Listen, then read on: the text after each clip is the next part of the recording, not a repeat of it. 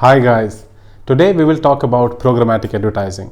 In this video, I will take you through step by step what programmatic advertising is, what are the different types of programmatic advertising, and where does each of the platform fit in programmatic advertising ecosystem.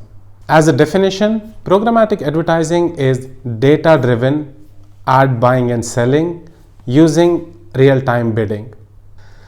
To understand programmatic advertising, you need to have a thorough understanding of these three keywords, that is data-driven, ad buying, and real-time bidding. I will take you through the whole programmatic advertising ecosystem and eventually you will understand what these three mean. To understand programmatic advertising, you first need to go back in history and understand what used to happen before programmatic advertising. Now, in any digital marketing transaction where you see an ad on any online digital asset, whether it's a website or an app, there are usually at least two parties involved. One is an advertiser and one is a publisher. Now, advertiser is a company who want to promote their products and services and want to show their ads.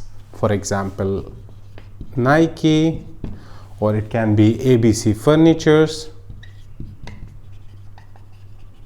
Now, these companies primarily want to promote their products and reach out to people and show them their ads. So they need ad spaces. So they buy ad spaces. On the other hand, there are companies who have websites and apps and they can sell ad spaces on their websites where they can accommodate ads from these advertisers. These publishers are companies like bbc.com, they have a website or any app which can show ad and have ad slots available on their digital properties. So a publisher is like bbc.com, or it can be any website for that matter of fact, that is abc.com, or any app. Now these guys, they sell ad slots. Now these ad slots, the placeholders, ad slot is a placeholder where an ad can be shown. This ad slots is called inventory because that is what the advertisers buy and that is what the publishers sell. Now, before programmatic advertising, what used to happen is if an advertiser is willing to show an ad on a particular website, with the human interference, a person from this advertiser would walk or have a contact with one of the publishers he is willing to show an ad, and they will negotiate on a price and have a contract or an insertion order. That's how advertisers would buy inventory on publishers' websites. But with the rise of websites, there's millions of websites which start every day. It became difficult for the advertisers to keep track of all the websites they might be interested in showing ads on. Now, with the rise in this problem where the advertisers were not able to keep track of all the publishers, where they would it was very difficult for them to have a contract with all of the publishers separately. Now it gave rise to products called ad networks.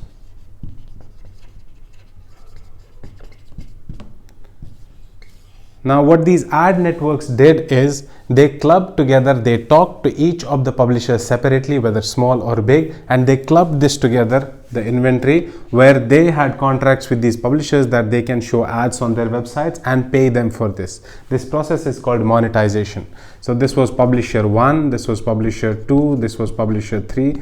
Now these ad networks, so with the rise of ad networks, what advertisers did is they directly started having contracts with ad networks where they would get access to a lot of websites altogether with just one contract. For example, an ad network, the most commonly used is GDN, that is Google Display Network. So all the websites who have partnered with Google as an ad network is called Google Display Network. So in this scenario, advertiser like Apple will go to Google Display Network and have a campaign where they can have access to a lot of publishers where they can show ads. Now this solution of ad networks somehow reduced the work for advertisers, as well as it served for smaller publishers who were not in a position to negotiate directly with an advertiser. because they had less traffic, so that they could show less number of impressions. An advertiser will not go to each of the small publishers to monetize their inventory. So these problems were solved by the ad networks. But with the rise of ad networks, there were a lot of ad networks again.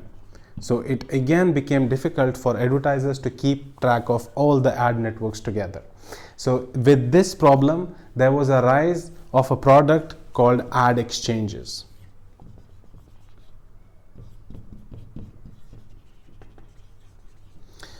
So what these ad exchanges did is what ad networks did with publishers, so ad exchanges did the same with ad networks and directly with big publishers as well.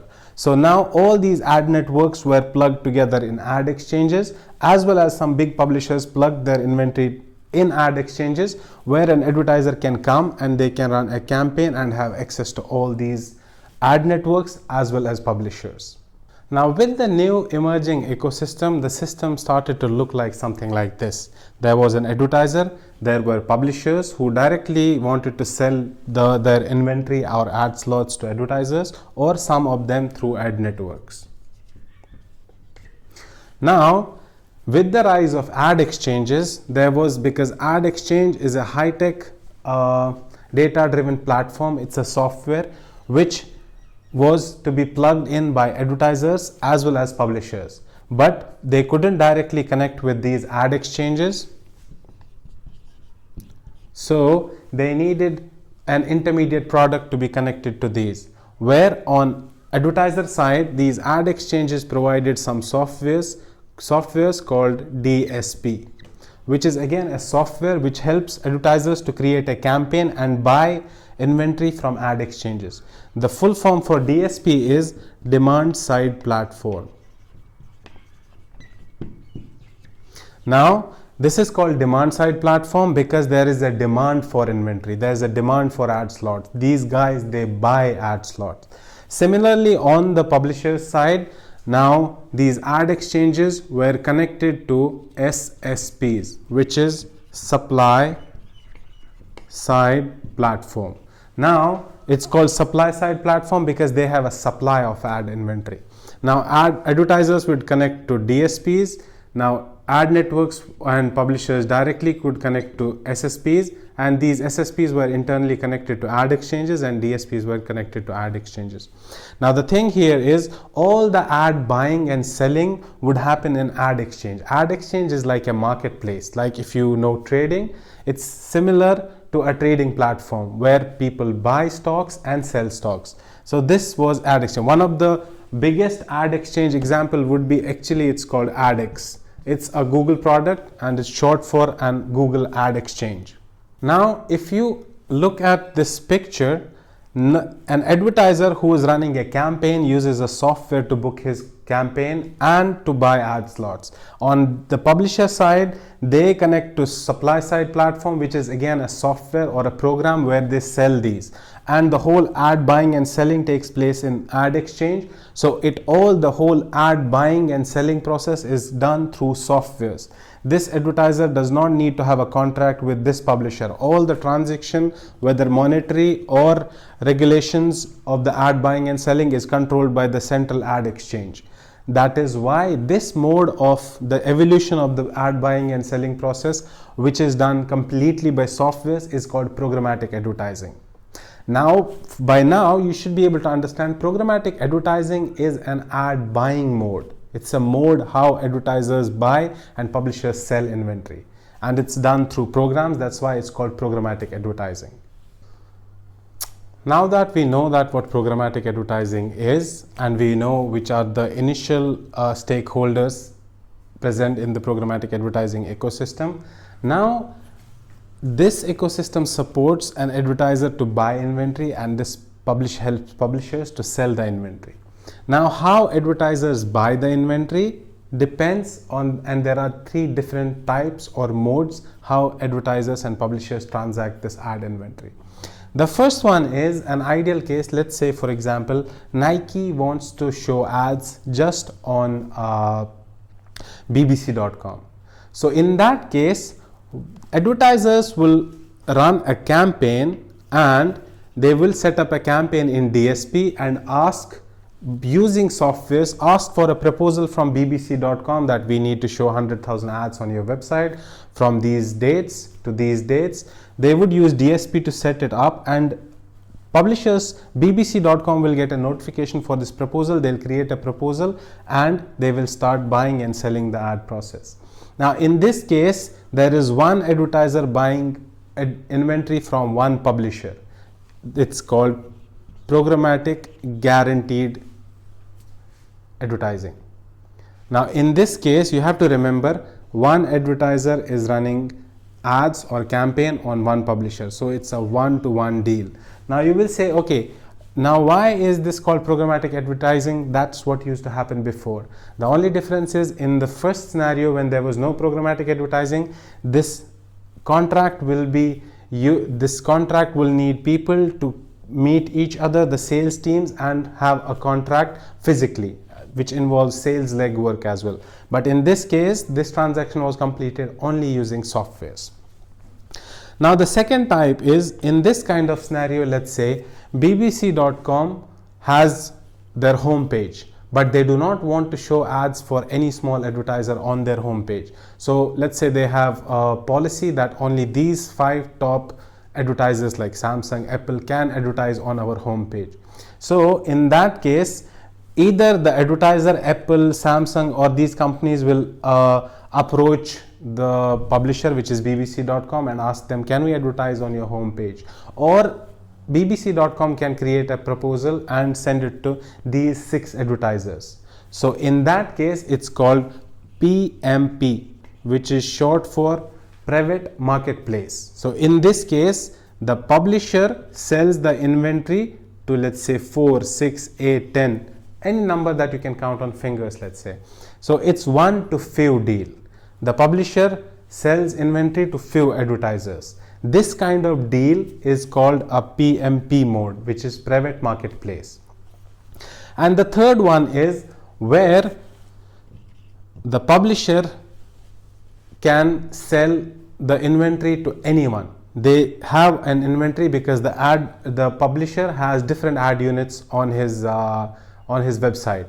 They can choose and create a package of certain ad units and say anyone can buy this inventory using programmatic advertising, or they can restrict a few categories. Let's say if it's bbc.com, they will restrict other news outlets to buy inventory on their website, because it won't look good if you see a New York Times ad on BBC. Or they can restrict, let's say, an advertiser who is associated with gambling, alcohol, or whatever they wish. But generally, they would let everyone to buy that inventory on their website. So in that case, it's called RTB or open auction. So it is one to all. So one publisher selling inventory to all. Now in open auction, anyone can bid. So, and whenever somebody goes to bbc.com, and let's say I go to bbc.com, there's an ad slot. The bbc.com will send the request to Ad Exchange that there's a user on my website. Does any of the advertisers connected to this Ad Exchange want to buy this slot? All the advertisers who are willing, they will bid. Okay, I will pay $5 CPM for this ad impression. Whoever pays the highest wins the impression, and it all happens in real time. That's why it's called real time bidding or RTB. Guys, as I mentioned before, programmatic advertising is data driven buying and selling of ad slots using RTB. Now the only puzzle piece missing in the puzzle is data driven. Now we know that how a programmatic ecosystem looks like. There is an ad exchange where the buying and selling of ad slots takes place, which is connected, publishers are connected to Ad Exchange using softwares called SSPs or supply side platforms, and advertisers are connected to Ad Exchange using DSPs. Now an advertiser can be Nike. A DSP, one of the biggest DSPs is DoubleClick Bid Manager, or now it's called DV360. And an ad exchange is the biggest one, probably is Google Ad Exchange. And SSP can be Google Ad Manager. I'll put links for all of these products and softwares in the description below so that you can check them out. how they work, and other details regarding them. A publisher or an ad network can be, let's say, GDN or BBC.com.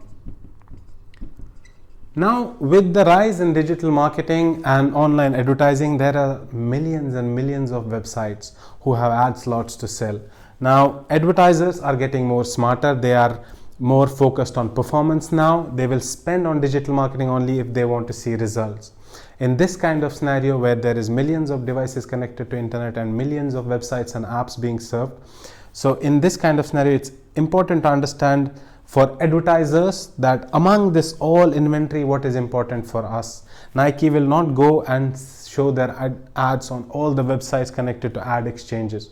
So in this kind of scenario, there was a rise of products which have audience data. When I say audience data, they track audience behavior across multiple websites and apps and flag them as, let's say, this person has been researching about car, probably he is a car buyer. So these products where all this audience data is stored is called a DMP, which is short for data management platform. One of the biggest DMPs is Oracle BlueKai. It's owned by Oracle. So now these DMPs help publishers and advertisers to understand audience behavior. So in our case, let's say Nike is advertising, they will only probably ask Oracle to give them data about audiences who have been looking for shoes in the last 30 days or 7 days.